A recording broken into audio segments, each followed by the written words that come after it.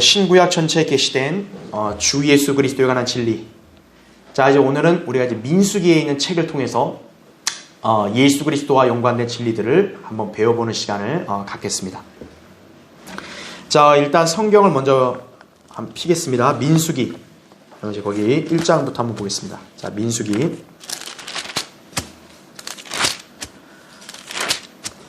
민수기는 이제 모세오경에서 네 번째 책입니다.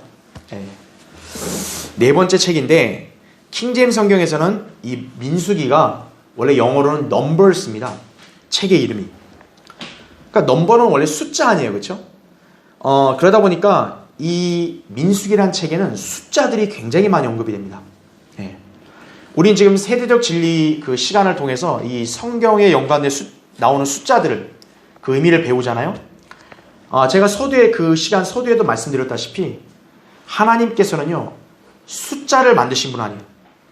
또 이 세상 그 어떤 수학자와 비교할 수 없게 하나님은 그 숫자들을 꼼꼼하게 다 이렇게 계산하시고 알고 계시는 분이세요.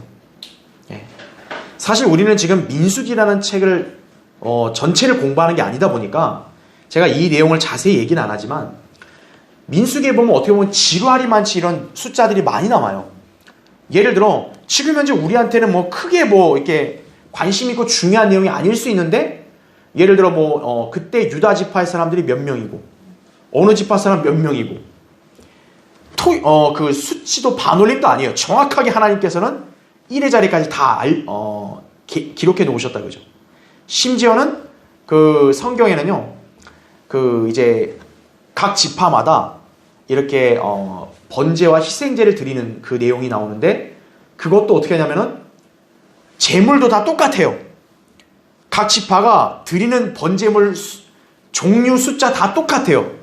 그러면 좀 생략해서 써도 되는데 하나님은 유다 지파 얼마 또 어느 지파 얼마 똑같은 거를 그냥 똑같이 기록하세요. 반복해서. 사람들이 볼 땐 좀 이해가 안 될 수 있죠. 그냥 뭐 하나로 퉁쳐도 되는데 왜 똑같은 내용을 각 지파마다 똑같이 반복해서 기록하냐? 하나님은 숫자들을 정확히 아신다는 거예요.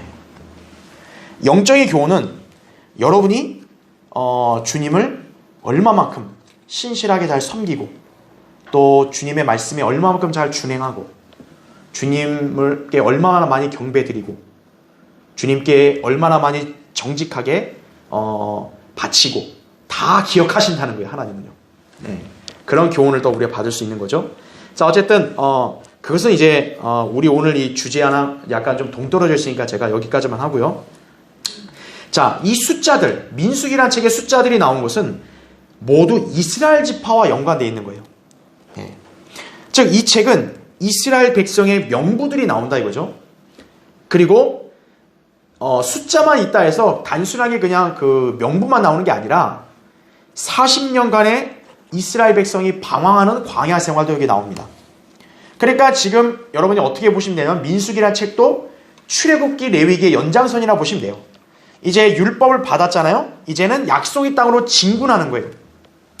그때부터 시작된다 보시면 돼요. 그래서 민수기는 1장부터 해서 어떤 내용이 나오냐면 각 지파별로 어떻게 이동하는가, 동쪽부터 해서 어떻게 이동하는가, 이동 경로, 또 멈추면 어떻게 진치는가, 이런 내용들이 나온다는 거죠. 그러니까 이제 본격적으로 광야로 들어가서 이제 카나안 땅을 목전에 두는 거죠. 근데 여러분도 아시다시피 사실 이스라엘 백성이 그때 카데스바네에서 10명의 믿음 없는 지파 말 듣다가 결국 어때요? 그들이 약속의 땅 못 들어가죠. 여호수아 칼렙 빼고는. 그러니까 그런 내용까지 여기서 다 나온다라는 거죠. 그러니까 민수기라는 책은 전반적으로 다 광야 생활의 여정을 다 다뤄요. 그렇게 보시면 되죠. 그 다음에 군대를 또 소집한다 이거죠. 군대 소집. 그러니까 군대 소집도 어때요? 굉장히 우리가 군대 생활해 보시면 알겠지만 점호를 한다고요. 점호. 딱 이렇게 어디 인원 점호 그런 거 하니까 여기 숫자가 나오죠. 또 다양한 제사들, 그런 제사들이 나오니까 또 이 숫자들도 나올 수밖에 없어요. 제사들 할 때 순양 얼마 뭐 이렇게 그렇게 나오니까 그렇죠. 또 레위인들의 도피성읍, 역시 도피성읍도 몇 개가 있죠. 그런 거를 다루고 있다 이거죠. 자, 여기서 우리는 백성들의 광야 생활에서의 모습을 적나라하게 볼 수 있는데 그들의 반역도 뭐죠? 반역하니까 어때요? 심판하시죠. 또 그 가운데도 어때요? 은혜를 베푸시는 게 나오고요. 그리고 그들에게 또 가르치는 규례들도 여기서 우리가 배우게 된다 이거죠. 자, 민수기라는 책의 구조가 그러다 보니까 이 책도 그냥 과거의 이스라엘 백성의 그냥 한 역사로만 우리가 제한 지을 게 아니라 이 책을 통해서도 우리는 주 예수 그리스도와 연관된 진리들을 곳곳에서 우리가 볼 수 있다는 거죠. 예. 그러니까 여러분이 그런 식으로 생각하고 또 민수기라는 책은 또 성도들의 어떤 영적 생활에도 교훈이 될 수 있는 책이다. 그러다 보면 당연히 주님과 연관된 진리들이 나올 거 아니겠어요? 그렇죠? 예, 그렇게 보시면 되는 거예요. 자, 우리는 이 책의 특성과 구조 등을 통해서 이제 이런 진리들을 이제 본격적으로 이제 우리가 배울 수 있다. 이렇게 여러분 기억하시면 되겠습니다. 자, 그럼 이제 오늘은 민수기의 이제 그 서론을 간단히 읽고 이제 그 앞부분에 있는 그 내용들 중에서 우리 주님과 연관되어 있는 내용들을 한번 보겠습니다. 자, 먼저 첫 번째 볼게요. 이제 뭐 군대 계수 여기서는 우리가 뭐 따로 볼 건 없지만 이제 민수기 한 4장부터 해서는요. 특히 이제 하나님께서는 레위인들을 따로 이렇게 구별해 놓으시고 또 그들을 이제 계수하시면서 그들에게 맡아야 될 직무, 봉사를 알려주십니다. 민수기 4장부터 이렇게 나오거든요. 자, 민수기 4장 한번 보시면 잠깐. 자, 3장에서 이제 제사장 직분에 대해서 이제 얘기하신 다음에 4장에서는 이제 레위인들의 그런 어떤 그런 직분, 임무 이것을 이제 알려주시는데, 자, 이제 우리가 여기서 그러면 어떤 걸 유념해서 특히 볼 수 있냐면, 자, 그 민수기 4장 3절을 보세요. 지금 하나님께서 레위 아들들 가운데 코앗의 아들들, 자, 레위한테는 코앗, 게르솜, 무라리 3명의 아들들이 있었단 말이에요. 그러니까 그 아들들 이제 그런 후손들을 총계하라 그랬을 때 3절을 보시면 30세 이상으로부터 50세까지 회중의 성막에서 일하기 위하여 군대에 들어가는 모든 사람들을 총계하라 이렇게 말씀하십니다. 지금 이 회중의 성막에서 일하기 위한 그런 사람들을 숫자를 세는 건데 나이가 언제부터예요? 30세부터다라는 거죠. 좀 일찍 하면 좋지 않냐? 근데 왜 30세냐 이거죠. 예. 30세부터가 하나님께서 그 율법으로 정해놓으신 거예요. 하나님의 일을 수행한 일꾼을 30세 이상부터 50세까지. 50세 이상은 좀 이제 늙으니까. 그렇죠? 예. 이렇게 30세부터 50세까지를 성막에 들어가서 일할 수 있는 그런 일꾼으로 하나님께서 여기셨다라는 거죠. 그래서 첫 번째 보시면 그 교환에 하나님께서 선택하신 레위인들은 사역을 몇 살 이상부터 시작을 해요? 30살 이상입니다.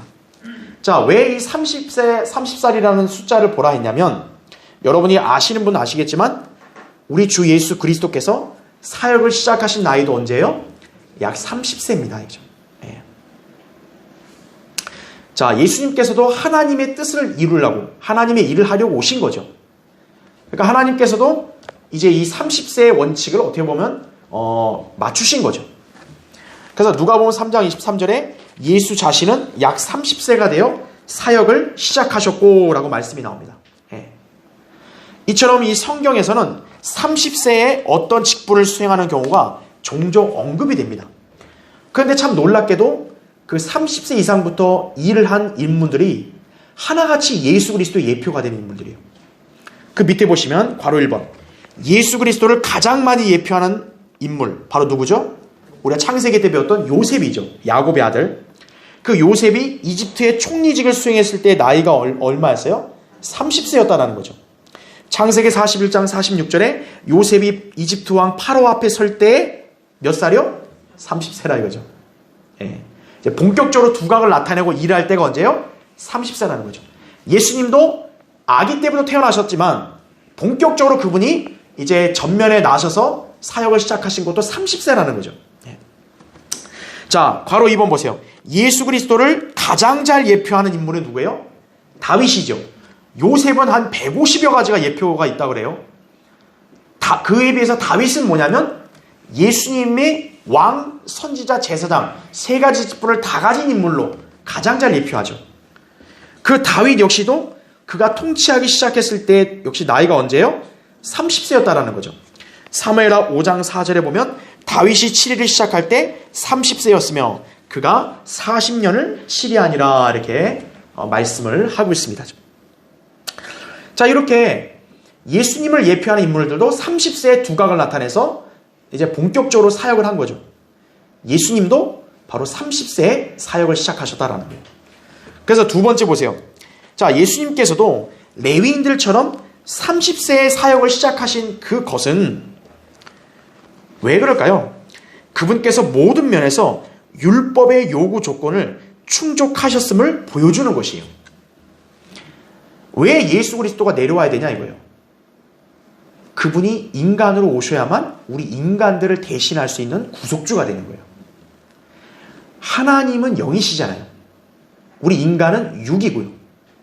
어떻게 보면은 하나가 될 수 없어요. 그러니까 그 인간을 중보하려면 어때요? 하나님과 인간을 중보하려면 하나님도 돼야 되고 인간도 돼야 돼요. 예수 그리스도라고요. 네. 그러니까 그분이 오셨단 말이에요. 근데 인간들은 다 어떠냐? 모두가 다 율법의 저주 아래 있다고 말씀하세요. 갈라디아서 3장 13절에 보면 우리가 율법의 저주가 있기 때문에 그리스도께서 어때요? 대신 저주를 받아서 십자가에 못 박혀 죽으셨다 그랬죠. 네. 그래서 그분이 십자가의 죽음뿐만 아니라 그분은 어때요? 아예 율법의 아래로 아예 들어가서 율법의 요구 조건을 다 충족시킨 거예요. 왜 그렇죠? 그분이 그래야만 어때요? 우리 죄인들의 죄를 사할 수 있는 자격이 되는 거예요. 우리도 율법 아래 굴레에 묶여 있잖아요. 그 주님도 친히 율법 아래로 들어오신 거예요.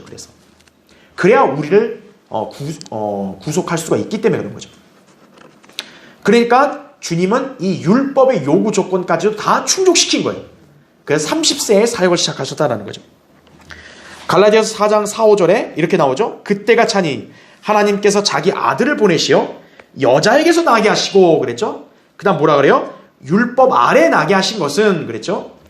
율법 아래 있는 자들을 구속하셔서 우리로 아들의 신분을 얻게 하려 하심이라 이렇게 말씀했죠. 그래서 예수 그리스도가 율법 아래로 들어왔기 때문에 율법의 요구 조건까지 다 그분은 충족하신 거예요. 자, 율법에 따른 의, 그 완벽한 의는 어떤 인간도 감히 이룰 수 없어요. 율법을 완벽하게 지킬 수 있는 인간은 인류 역사에 단 한 명도 없어요. 오직 누구밖에 없는 거예요? 예수 그리스도밖에 없다는 거죠. 그래서 그분이 율법의 그런 모든 의를 다 충족시켰기 때문에 어때요? 우리를 의롭게 하실 수 있는 거예요. 그분을 믿으면. 그렇게 우리가 알고 있으면 되겠습니다. 자, 레위인들의 사역의 나이, 바로 이 민수기에서 강조하고 있는 그 사역의 나이는 바로 예수님의 사역의 나이와 일치한다는 것이죠. 그걸 통해서 우리는 예수님이 율법 아래 들어오신 요구 조건을 충족시켰구나, 그렇게 볼 수 있겠습니다. 자, 이제 두 번째는 진영 밖으로 보내지는 불결한 자들에 관한 내용이에요. 그건 이제 민수기 여러분 5장을 보세요. 민수기 5장.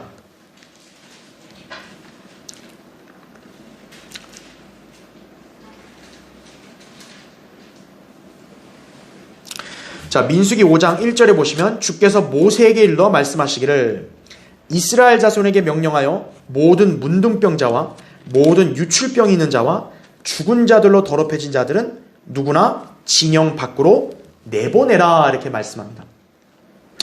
이스라엘 진영은 어때요? 하나님께서 거하시죠, 거기에. 그리고 하나님께서 택하셨죠. 이스라엘을 거룩한 백성을 구별하셨죠. 그러니까 이스라엘 진영 안은 어때요? 심히 거룩한 거예요. 그런데 지금 이스라엘 진영 안에서 병자들, 이 질병에 걸린 사람들은 어떻게 하라고 했어요? 다 진영 밖으로 내보내라 이거죠. 왜 내보내라 했겠어요? 당연히요. 진영 안은 거룩하니까 어때요? 거룩하지 않다는 거죠, 그들이. 내보낸 거죠. 특히 여기서 나온 게 뭐냐면 질병으로 더럽혀진 자들 중에 문둥병자들 있죠. 유출병자들, 이들을 특히나 여기서 얘기하고 있습니다. 또 그리고 죽은 자들로 더럽혀졌다. 쉽게 말하면 시체를 만진 사람들을 말하는 거예요. 불결하다 이거죠. 내보내라 이거예요. 자, 근데 좀 의아할 수 있을 거예요. 물론 죄는 불결하니까, 거룩하지 않으니까 하나님이 이렇게 내보내게 하는 건 맞는데, 사실 뭐 이 질병이 무슨 죄를 짓는 게 아닌데, 그렇죠? 그렇게 생각할 수 있을 거예요. 특히 이게 유출병이 뭘 그렇게 큰 죄냐? 도덕적인 죄는 아니지만 이러한 질병들은 모두 불결함으로 취급이 되는 거예요. 자, 일단 왜 그런지 볼게요. 밑에 괄호 1번. 문둥병은 어때요? 죄에 관한 예표다라는 거죠. 이것은 이제 우리가 예전에 레위기 한번 공부할 때 다루었죠. 하나님께서는 정결하신 분으로서 악을 참아 볼 수 없으시다 이거죠. 하박국 1장 13절에 나오죠. 그래서 죄를 상징하는 문둥병에 걸린 자들은 이스라엘 진영 밖으로 격리되는 것이다 이거죠. 즉 문둥병이 마치 뭐예요? 죄를 상징하니까 그 문둥병은 어때요? 감염을 될 수 있죠. 코로나 바이러스 감염되듯이 감염을 시킬 수 있으니까 어때요? 보호해야죠. 그래서 격리를 시키는 거죠. 또 그 문둥병이 죄를 상징한다면 그 사람은 하나님 보시기엔 불결하다 이거죠. 그러니까 하나님의 그 거룩하게 여기시는 것으로부터 멀어져야 된다는 거죠. 예. 그렇게 우리가 볼 수 있는 거예요. 근데 2번을 보세요. 괄호 2번. 유출병에 걸린 여인. 분명 도덕적으로 악을 저지른 것은 아니다 이거죠. 예. 특히 이제 여기 율법에는 민수기는 아니고 레위기에 나오지만 이 아이를 낳은 산모 있잖아요. 아이를 낳은 산모를 하나님께서 일단 불결하다 그러세요. 아니 아이를 낳는 게 뭐가 이렇게 잘못이냐 그러는데 왜 그러냐? 유출병자하고 그 아이를 낳는 산모의 공통점이 바로 뭐냐면 피와 연관되어 있는 거예요. 그래서 거기 괄호 2번 다시 보세요. 도덕적으로 악을 저지른 건 아니에요. 하지만 하나님께서는 피의 유출에 대해서 아주 중요하게 여기신다 이거죠. 왜 그렇죠? 육체의 생명이 뭐에 있기 때문이에요? 피에 있기 때문이에요. 그래서 피를 흘리게 하는 것은 하나님께서는 그것은 죄로 간주하시죠. 바로 뭐예요? 살인. 누군가를 죽여서 피를 흘리게 하면 하나님께서 그거를 죄로 여기시잖아요. 그렇죠? 자, 여기서 경우도 뭐냐면 피를 이따 흘렸다 이거죠. 육체의 생명이 피를 흘리게 했다는 것은 하나님 보시기엔 일단 불결함으로 취급되는 거예요. 그러다 보니까 유출병에 걸린 여인들은 그 순간 불결한 취급을 받는 것이다 이거죠. 그래서 그 여인들은 어때요? 일시적으로는 거룩한 일들에 참여할 수가 없다라는 거죠. 레위기에 보면 실제로 산모들은 어떻게 하냐? 아이를 낳고 나면 정결례를 드려야 돼요. 우리가 신약에서 잘 알고 있는 예수님의 모친 마리아도 어때요? 예수님을 낳자마자 정결례를 드렸죠. 왜 그러냐면 아이를 낳은 산모는 율법에 따르면 불결하기 때문이에요. 그러니까 정결례를 드렸다라는 거죠. 바로 유출병 걸린 여인들도 유출병이 이렇게 낫기 전까지는 불결한 취급을 받는 거예요. 그렇게 보시면 됩니다. 그래서 밑에 괄호 3번. 따라서 문둥병자들과 유출병자들은 모두 진영 밖으로 나가야 된다 이거죠. 자, 그게 왜 그런지 보세요. 거기 3절 보세요. 그 민수기 5장 3절에 남녀 모두를 내보내되 이거죠. 진영 밖으로 내보내어 그들로 그들의 진영을 더럽히지 않게 하라. 내가 그 가운데서 거하느니라 하시자 이렇게 말씀하죠. 여기서 내가가 바로 하나님이시죠. 하나님이 그 진영 안에 거하기 때문에 어때요? 불결한 자들이 있으면 안 된다는 거죠. 하나님은 불결한 자들과 같이 있을 수 없어요. 그러니까 내보내라 이렇게 말씀하시는 것이죠. 자, 그러면 이거 이제 우리가 율법에 따른 지식인 거예요 이게. 자, 불결한 자들은 진영 밖으로 나간다 이거죠. 자, 그럼 이게 신약적인 진리는 뭐와 연관되어 있냐면, 자, 두 번째 보세요. 바로 예수 그리스도께서 우리를 대신하여 어때요? 불결한 자 취급을 받으셨다라는 거예요. 그 결과가 뭐냐면 바로 예수님도 그분의 몸이 어디로 내쫓긴 거예요? 진영 밖으로 내쫓긴 거예요. 그래서 예수님은요, 예루살렘 성읍 안에서 십자가에 못 박히신 게 아니에요. 예루살렘 벗어나서 갈보리에 가신 거예요. 바로 뭐냐면 그게 율법의 어떤 그런 규례와 연관시켜 본다면 이스라엘 있는 진영에서 바깥으로 이렇게 내보내지신 거예요. 바로 그 표식이 뭐냐면 예수님이 불결한 자로 지금 취급받으셨다는 거예요. 예. 자, 거기 나오죠. 히브리서 13장 12, 13절 제가 교환에 거기 표시해놨죠. 그런즉 예수께서도 자신의 피로써 사람들을 거룩하게 하시려고, 자, 어디서 고난을 받으셨대요? 성문 밖에서 고난을 받으셨느냐. 그러므로 우리도 그의 수치를 짊어지고 진영 밖에 있는 그에게로 나아가자 이렇게 말씀하죠. 예. 자, 밑에 보세요. 괄호 1번. 예수 그리스도께서는 죄가 없으신 분이신데 그분은 우리 죄인들을 위하여 불결한 자가 되셨다라는 거죠. 지금 이 민수기에서도 문둥병자, 유출병자, 불결하니까 내보내라 그랬잖아요. 예수님이 지금 그런 취급을 받은 거예요. 하나님이신 그분이 이런 취급을 받을 이유가 없으신데 바로 우리 때문에 그런 거죠. 네. 자, 계속 보세요. 괄호 1번 두 번째 줄. 이것은 마치 율법에 따라 드려진 제물의 몸이 불결한 것과 같은 이치이다 그랬어요.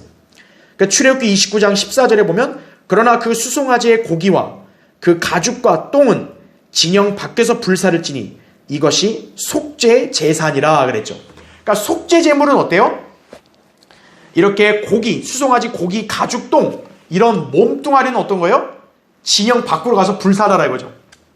왜냐하면 그 속죄 제물은 그 백성들의 죄를 감당하니까 어때요? 불결한 거니까 바깥으로 가서 불사르는 거죠. 자, 예수님은 우리 성도들, 우리를 위한 속죄 제물이 되셨다고 로마서 5장 11절에 나오죠. 그렇기 때문에 그분의 몸도 불결한 취급을 받았기 때문에 성문 밖으로 쫓겨나서 거기서 고난받으신 거다 이거죠. 자, 괄호 2번 보세요. 예수님께서는 구약의 예언에 따라 범죄자들과 더불어 헤아림을 받으셨다라는 거죠. 사복음서, 특히 마태복음이나 특히 마가복음 15장 28절에 이렇게 나오죠. 예수님이 십자가에 못 박히시니까 뭐라고 여기 기록되어 있냐면 그리하여 그가 범죄자들과 더불어 헤아림을 받았다고 말한 성경이 이루어졌더라 이렇게 말씀합니다. 이 말씀은 이사야 53장 12절 말씀을 인용한 거거든요. 이사야 53장은 하나님의 어린 양이신 예수 그리스도가 고난받고 죽으신 걸 기록한 장이에요. 그리고 거기에 맨 마지막 절에 나온 게 뭐냐면 범죄자들과 더불어 헤아림을 받는다 그랬어요. 바로 그 주님이. 그러니까 그것이 언제 성취됐다는 거예요? 예수님이 십자가에 못 박히실 때 성취됐다는 거죠.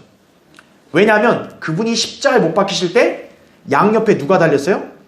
바로 강도들이 달렸죠. 예. 범죄자들과 동등한 취급을 지금 받고 계신 거죠. 예. 자, 그럼으로써 어때요? 주님은 우리 죄인들을 대속하실 수 있었던 것이다 이거죠. 예.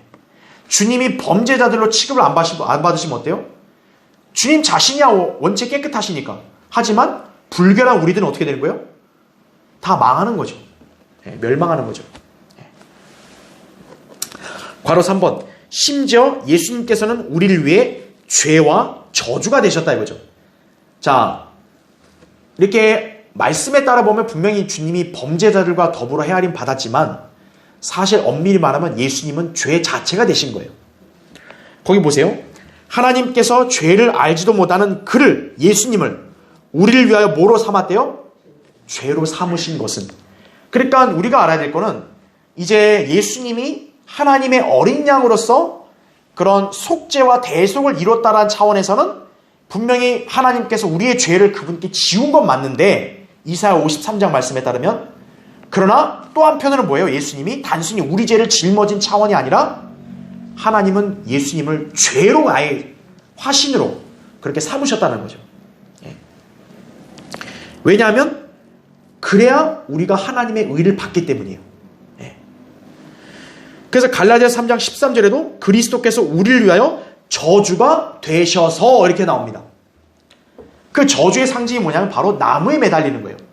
나무 십자가에 매달림으로써 어떻게 된 거예요? 예수님은 아예 저주가 되신 거예요. 그래서 이것을 주님이 마치 뭐하고 똑같다고 비유하셨냐면 모세가 장대에 놋뱀을 매달아서 어때요? 들어 올렸죠. 이제 우리가 나중에 민수기 21장에 나오는 내용을 이제 공부할 거예요. 그때 모세가 놋뱀을 만들어 장대를 매달아서 올렸어요. 그러니까 불뱀에 물린 백성들이 어때요? 그 놋뱀을 쳐다보면 살죠. 바로 그 놋뱀이 누구를 상징한다는 거예요? 예수 그리스도를 상징한다는 거죠. 그런데 보통의 관점으로는 이해가 안 돼요. 왜요? 뱀은 마귀잖아요. 사탄 아니에요. 근데 어떻게 예수님이 뱀이냐고요? 예수님이 우리의 죄를 다 구속하시려고 어때요? 그 순간만큼 어때요? 뱀의 화신으로 취급받으신 거예요. 그러니까 단순히 죄를 짊어진 차원이 아니라는 거예요. 주님이 우리를 완전한 구속을 이루게 하기 위해서 주님이 아예 죄와 저주 자체가 되신 거예요. 그것 때문에 여기 있는 우리가 완전한 구원을 받았다는 걸 아셔야 돼요. 뱀처럼 되셨다 이제 뱀처럼. 그러니까 예수님의 입장에서는요, 이거는 진짜 수치 그 이상을 넘어서는 거예요. 이건 너무나 수치스러운 거죠. 하나님이신 그분이 사탄의 자리에 서서 사탄 취급을 받는 거예요. 그러니까 오죽하면 예수님이 어떻게 했어요? 겟세마네 동산에서 이 하나님의 진노의 잔을 주님 뜨시면 좀 옮겨달라 그러잖아요. 근데 아버지 하나님은 그걸 응답 안 하신 거죠. 마셔라 이거죠. 아들아 너가 마셔야 이 수많은 자녀들이 태어난다 이거죠. 우리는 그런 놀라운 은혜를 받은 사람들을 아셔야 합니다. 자, 괄호 4번. 자, 예수님은 하나님께로부터 그래서 어떻게 된 거예요? 버림받은 거예요. 그 순간에. 마태복음 27장 46절에 그래 나오죠. 그분은 문둥병자처럼 거절당해 진영 밖에 버려지신 것이다 이거죠. 우리가 레위기 문둥병 공부할 때 어때요? 즉시 바로 격리시켜버리죠. 예외를 안 두죠. 버려진 거예요. 주님은 버림받은 사람들을 위해서 버림받으신 거고 저주받은 사람들을 위해서 저주를 받으셨다 이거죠. 따라서 그분을 믿는 성도들도 어때요? 그 놀라운 사랑으로 인해서 우리가 구원받았기 때문에 어때요? 우리가 이 땅에서는 어때요? 주님처럼 수치와 고난을 함께 짊어져야 된다는 거죠. 내가 좋은 것만 딱 달랑받고 예수님 거래 끝났습니다. 빠이빠이 이러면 안 된다는 거죠. 주님이 나를 대신하여 이런 수치와 고난을 받아서 어때요? 진영 밖으로 내보내줬잖아요. 자, 세상의 관점에서 볼 땐 그건 마치 뭐와 똑같은 거예요? 조롱거리가 된 거죠. 우리가 여러분 쉽게 이해하려면 지금 코로나 확진자들을 보세요. 완전히 자가격리 되잖아요. 왜 이 사람들이 코로나 걸린 걸 알면서도 숨기는 사람들이 왜 있겠어요? 그게 너무 고통스럽고 너무 수치스러우니까 그런 거예요. 세상으로부터는 어때요? 그 사람들은 완전히 이제 조롱거리가 되는 거죠. 손가락거리가 되는 거죠. 네. 예수님은 바로 세상으로부터 그런 조롱과 수치를 당하셨다는 거죠. 그러니까 그분을 믿는 성도들도 어때요? 세상과 오히려 반대로 세상과 어울리면 예수님을 믿은 사람다운 자세가 아닌 거죠. 그분이 진영 밖으로 나갔던 것처럼 우리도 어때요? 진영 밖으로 함께 나가서 어때요? 예수님처럼 수치를 감당할 수 있는 그런 성도가 되어야 된다는 거죠. 네. 그러니까 우리도 세상으로부터는 어때요? 불결한 자 취급을 받을 수 있어야 된다는 거죠. 그게 고난을 감당하는 것입니다. 자, 그것을 우리가 여기서 배울 수 있는 겁니다. 자, 세 번째, 나실인의 규례입니다. 자, 민수기 6장 한번 보세요.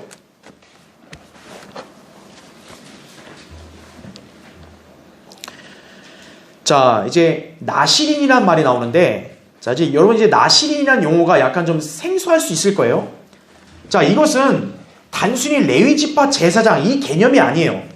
이거는 레위인들하고는 좀 차원이 달라요.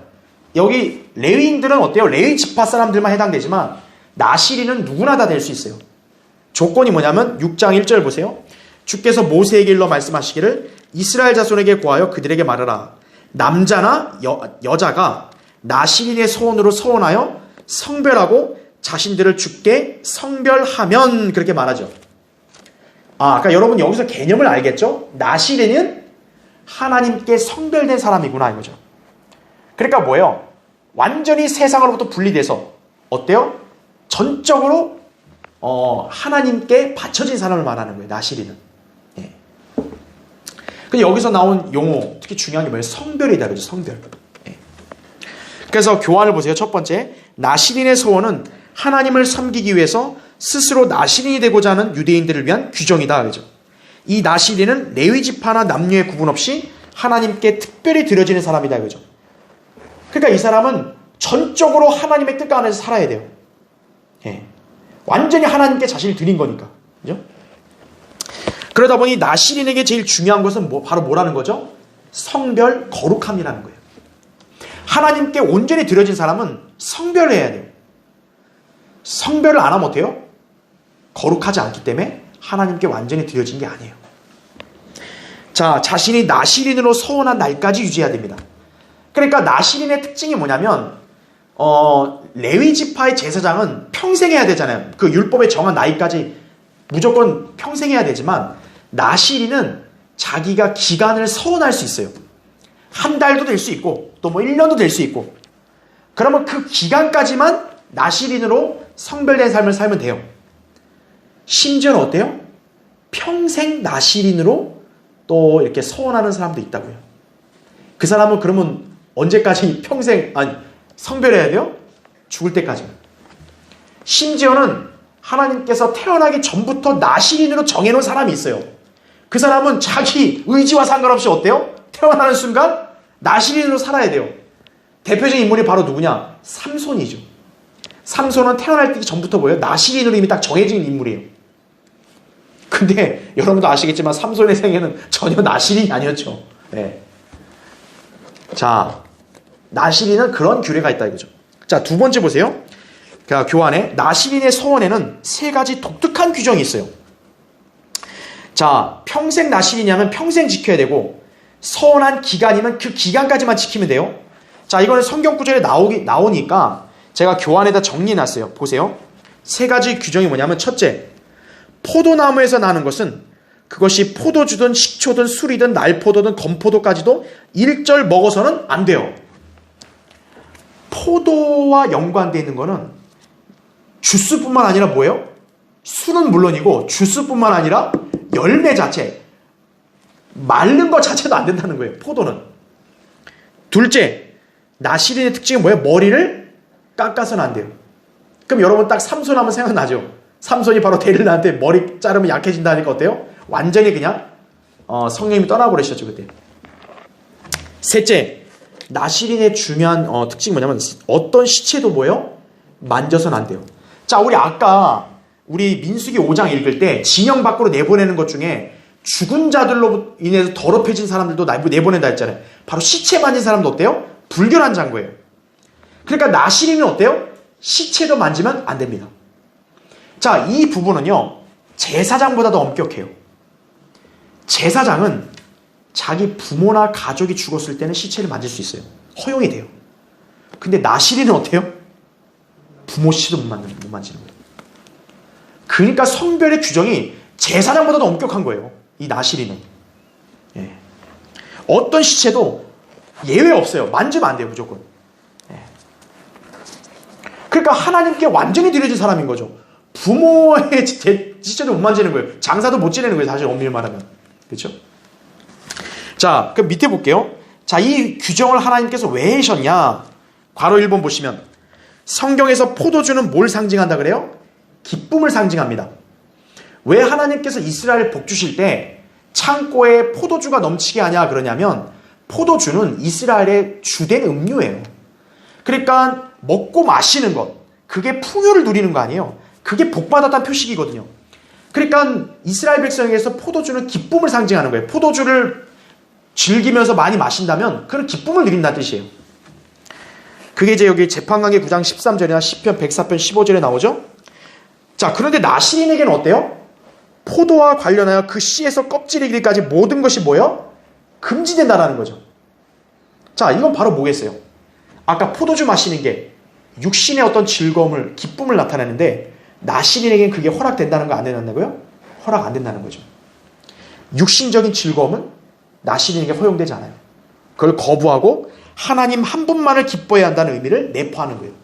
하나님께 완전히 드려졌기 때문에 심지어는 육신의 즐거움도 허용 안 하는 거예요. 그래서 포도주를 금지시킨다 이거죠. 자, 그 다음 페이지 보시면 거기 2번 보면, 자, 솔로몬의 노래에서요, 그 신부는 자신의 신랑을 향해 갖고 있는 사랑과 기쁨을 포도주보다 더 우위에 두고 있어요. 솔로몬의 노래 1장 2절 4절 보면 신부가 고백을 해요. 나의 신랑의 사랑이 뭐예요? 포도주보다도 낫다 그래요. 바로 뭐예요? 포도주가 기쁨을 상징하니까 신부 입장에서 뭐예요? 그 포도주 마시는 기쁨보다도 나는 뭐예요? 신랑의 사랑이 더 좋다라는 거죠. 기쁘다는 거죠. 자, 신부를 교회로 상징한다면 거듭난 그리스도인들로 구성된 신부, 교회는 바로 어때요? 신랑이신 예수 그리스도 한 분만을 그 무엇보다도 기뻐하고 즐거워해야 한다는 거죠. 예. 솔로몬의 노래 신부가 포도주보다 신랑을 더 사랑을 기뻐했듯이 우리 교회도 어때요? 그리스도인들도 우리 육신의 즐거움보다도 뭐예요?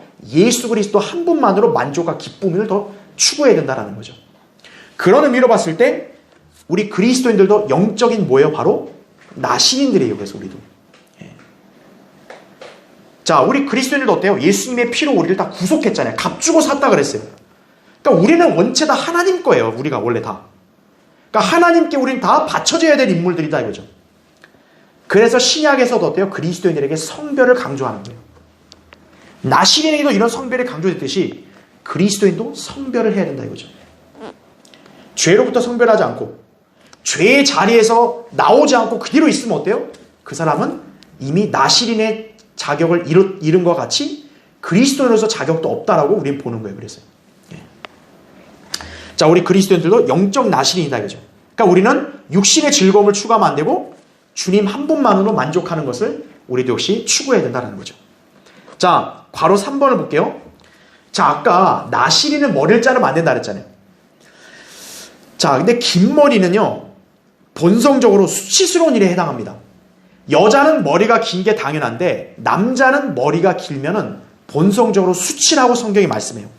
거기 보세요. 또 남자가 긴 머리를 하고 있다면 그것이 자신에게 수치가 된다는 것을 본성 그 자체까지도 너희에게 가르치고 있지 아니하느냐. 고린도전서 11장 14절의 말씀입니다. 그러니까 남자가 머리를 길면 수치예요. 하나님도 그거는 수치스러운 거라고 징책하세요. 그러니까 남자는 그 기지바이처럼 막 장발로 하면 안 된다고요. 성경적으로. 근데 왜 나시린한테는 머리를 깎지 말고 기르라 그랬냐고요. 수치스러운 일을 하면서 왜 기르라 했냐. 바로 나시린도 주님을 위해서라면 기꺼이 수치를 당할 수 있어야 된다는 것을 여기서 보여주는 거예요. 그러니까 사람의 관점으로 봤을 땐 뭐예요? 야, 남자가 저렇게 머리를 길게 하고 다니고 뭐냐 저 꼴뱅이 실게 이러잖아요. 근데 나시린은 뭐예요? 그런 수치도 어때요? 감당해야 된다는 거예요. 세상에서 그런 본성적으로 거스르는 수치도 주님을 위해서라면 어떻게 해야 된다는 거예요? 감당해야 된다는 걸 보여주는 거예요. 여기서요. 그러니까 우리 그리스도인들도 뭐예요? 주님을 위해서라면 고난과 수치도 기꺼이 감당할 수 있어야 된다는 걸 여기서 우리가 배울 수 있는 겁니다. 자, 괄호 4번. 자, 나시린은 아까 얘기한 대로 시체를 만져서도 안 돼요. 자기 아버지, 어머니, 형제, 누이가 죽었어도 그들의 시체로 자신을 불결하게 해서는 안 돼요. 왜 그럴까요? 죽음이 근본적으로 뭡니까? 죄의 결과죠. 로마서 6장 23절에 보면 죄의 싹은 뭐라 그래요? 사망이라 그러죠. 그러니까 본질적으로 불결한 시체에다 접촉을 하면 뭐예요? 죄와 접촉한 거와 같은 효과라는 거죠. 그래서 죄로부터 성별해야 된다는 영적 의미로 내포하는 거예요. 아까 시체로 더럽혀진 자도 진영 밖으로 나가야 됐잖아요. 바로 뭐냐면 죄와 연루돼 버렸기 때문에 그런 거예요. 죽음이 곧 죄의 결과니까. 그러니까 그 죽은 자를 만진 것은 바로 그런 의미다라고 보는 거죠. 그러니까 나시린에게도 시체를 만지지 말라. 심지어 부모 시체도 거두면 안 된다 그러잖아요. 그러니까 뭐냐면 뭐예요? 죄로부터 완전한 성별을 엄격하게 지금 규정하는 거죠, 이게. 그래서 5번 보세요. 결국 나시린은 그 이름의 의미가 성별된 자이고 따라서 그 이름에 걸맞게 위와 같은 성결의 행위로 주님을 위해 성별된 사람이 되어야 하는 것을 보여준다는 거죠. 그러니까 이게 바로 나시린에서 우리가 볼 수 있는 의미예요. 자, 그러면 세 번째 보세요. 자, 위와 같은 나시린의 이 성별 규정. 자, 이렇게 봤을 때 이것을 온전하게 성취하신 분이 있냐 이거예요. 있다는 거죠. 바로 누구예요? 우리 주 예수 그리스도죠. 예수 그리스도 안에서 이 성별 규정들이 온전히 성취되었다라는 거예요. 밑에 보세요. 괄호 1번. 주님은 거룩하고 악이 없으며 더러움이 없고 죄인들에게서 어떻게 됐다 그래요? 성별되신다고 히브리서 7장 26절에 말씀하십니다. 자, 주님이 거룩하고 죄인들에게서 성별됐다 그랬죠? 아까 성별된 자가 무슨 뜻이에요? 나시린이라 그랬죠. 바로 주님은 나시린의 모습을 취하신 거죠. 그래서 어때요? 주님은 육신을 즐겁게 하는 것들을 거부하셨죠. 그 마귀가 시험할 때도 이 돌에게 명할 빵이 되게 하라 그랬잖아요. 그게 바로 정욕이잖아요. 그게 쾌락을 느끼게 하는 거. 그걸 어때요? 예수님은 거부하신 거죠. 그분의 전생애를 하나님의 일을 완수하는데 온전히 주님은 자신을 바치셨죠. 나시린이 하나님께 바쳐져야 되듯이 주님도 어때요? 지상에서는 평생 나시린답게 하나님의 일에 온전히 바치셨죠, 자신을. 그러니까 바로 이 나시린의 규정들은 바로 예수 그리스도의 바로 그런 행보와 일치한다고 보시면 되는 거예요. 자, 바로 2번 보세요. 그런 다음 주님은 자기 앞에 놓인 즐거움을 위하여 십자가를 견디시고 수치를 개의치 아니하시더니 하나님의 보좌 오른편에 앉으셨다 그랬죠. 나시린의 수치, 나시린 수치를 감당해야 되잖아요. 예수님도 그 수치를 다 감당하신 다음에 어때요? 이제 영광스럽게 되신 거죠. 그렇죠? 그러므로 나시린의 규례는 예수 그리스도의 성별과 헌신을 보여주는 것이다라는 거죠. 그러니까 우리가 이 나시린의 이 규정의 말씀을 통해서도 예수 그리스도와 연관된 진리를 본다는 거죠. 그리고 동시에 뭐예요? 예수님도 이렇게 했던 것처럼 우리도 어때요? 그분을 믿은 우리도 이렇게 해야 된다는 거죠. 그거를 배울 수 있습니다. 자, 마지막 네 번째, 이스라엘 자손들에게 주신 하나님의 축복입니다. 자, 민수기 6장 거기 22절 한번 보세요. 주께서 모세에게 일러 말씀하시기를 아론과 그의 아들들에게 고하여 말하라. 너희는 이스라엘 자손에게 이와 같이 축복하고 그들에게 말하기를 그랬죠. 자, 하나님이 이스라엘 자손을 축복하세요. 하나님이 모세에게 이스라엘 자손들을 축복하라고 말씀하세요. 그러니까 이스라엘 자손은 하나님이 이렇게 복을 주신다라고 지금 말하는 거예요. 근데 여기에도 뭐냐? 삼위일체 하나님이 여기서 다 등장하는 걸 봅니다. 자, 그 교환을 먼저 보세요. 교환의 거기 첫 번째, 주께서 너에게 복 주시고 너를 지키시기를 원하며 주께서 그의 얼굴을 내게 비추시고 내게 은혜로우시기를 원하노라. 자, 주라는 말이 여기서 많이 나와요. 그렇죠? 또 보시면 주께서 그의 얼굴을 내게 드시고 내게 화평을 주시기를 원하노라. 이게 24절부터 26절 말씀인데 여기서 주라는 단어가 총 몇 번 나와요? 3번 나옵니다. 바로 삼위일체 하나님을 나타내는 거죠. 괄호 1번 보시면 24절에 주께서 너에게 복 주시고 너를 지키시기를 원하며 그랬습니다.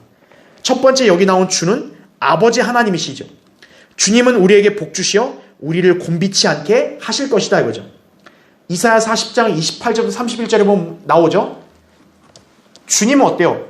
피곤치 않고 곤비치 않는다 그랬죠. 그러니까 주를 앙망하는 자도 어때요? 독수리같이 피곤치 않고 딱 치솟아 올라간다고 말씀하시죠. 그렇죠? 바로 2번, 주께서 그의 얼굴을 내게 비추시고 내게 은혜로우시기를 원하노라. 25절에 나옵니다. 자, 여기서의 주님은 바로 누구냐? 아들 하나님, 예수 그리스도예요. 자, 아들 하나님께서 그의 얼굴을 내게 비추신다 이거죠. 주님이 우리에게 빛을 비추셔서 어때요? 우리가 어둠에 속지 않게 하시죠. 그렇죠? 또 은혜로우시기를 원한다 그랬죠? 주 예수 그리스도의 은혜죠, 바로. 주님이 우리에게 은혜로우시니까 어때요? 우리는 은혜에 미치지 못하는 자가 없다는 거죠. 예, 그렇죠? 그걸 우리가 배울 수 있습니다. 자, 마지막 페이지요. 3번에 주께서 그의 얼굴을 내게 드시고 내게 화평을 주시길 원하노라. 또 이렇게 축복하는데 이곳에 주는 성령 하나님이십니다. 화평이라는 단어가 특히 보이죠? 주님이 영으로 우리 안에 내주하시잖아요. 그렇죠? 그럼으로써 우리는 어때요? 세상에서 얻을 수 없는 영적 화평을 우리가 지니는 거죠. 요한복음 14장 27절에. 그렇죠? 주님이 영으로 내주하시니까 우리는 화평을 지니게 된다. 이렇게 배울 수 있습니다. 자, 그래서 마지막 두 번째 보시면 이스라엘은 어때요? 삼위일체 하나님께서 그들의 축복과 연관되어 있다는 사실을 알 수 있는 거예요. 그러니까 이스라엘은 복을 받은 민족이라는 것을 아예 여기서 확증하는 거예요. 하나님 한 분만이 아니라 삼위일체 하나님이 다 뭐예요? 그 이스라엘을 이렇게 복 주신다는 거죠. 그러니까 이스라엘이라는 민족은 영원한 저주와 멸망에 처하지 않는 거예요. 징계를 받지만 그러나 그들 민족 자체가 소멸되지 않는다는 거죠. 왜냐하면 삼위일체 하나님께 복을 주셨으니까. 바로 이 가운데서도 예수 그리스도께서 이렇게 복을 주셨다라는 것을 우리는 배울 수가 있는 겁니다. 그렇죠? 자, 민수기나 책이 좀 약간 이렇게 내용들이 지루한 감이 있다 할지라도 우리는 이런 귀한 진리들을 배우죠. 그렇죠? 자, 다음 시간에 계속 이어서 또 민수기 말씀 살펴보겠습니다.